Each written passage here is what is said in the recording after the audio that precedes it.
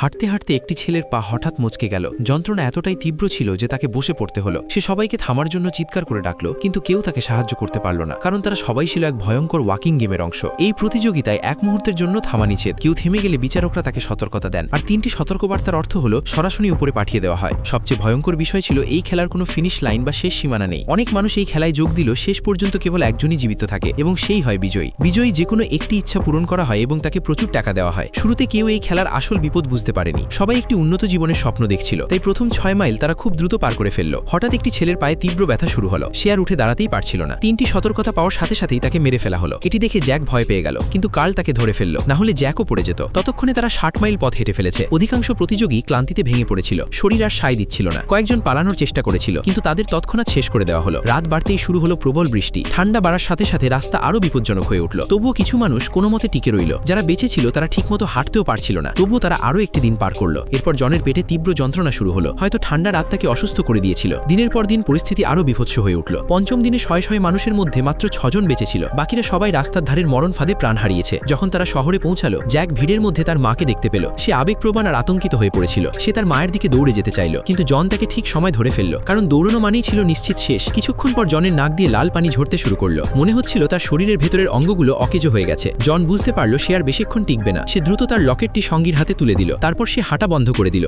যাতে তার যন্ত্রণার অবসান ঘটে। 326 মাইল পৌঁছাতে পৌঁছাতে মাত্র 3 জন অবশিষ্ট ছিল। বিচারকরা তাদের উপহাস করছিল এবং ভিড়ের চিৎকার ক্রমেই বাড়ছিল। জনের মনে হচ্ছিল যেন তারা আর হাঁটতে পারবে না। সে শেষবারের মতো সবাইকে বিদায় জানালো। তখনই পেছন থেকে জোরালো শব্দ শোনা গেল। এবার ময়দানে কেবল কার্ল আর জ্যাক পড়ে রইল। ভিড় আরও উত্তেজিত হয়ে উঠল। তারপর সেই মুহূর্তটি এলো যখন জ্যাক কার্লকে ছাড়িয়ে এগিয়ে গেল। সে হয়ে উঠল পৃথিবীর শেষ জীবিত মানুষ। জনতা স্তব্ধ হয়ে গেল। বিচারক ঘোষণা করলেন বিজেতা জ্যাক। জ্যাক তার ইচ্ছা পূরণের সুযোগ এবং অঢেল সম্পদ লাভ করল।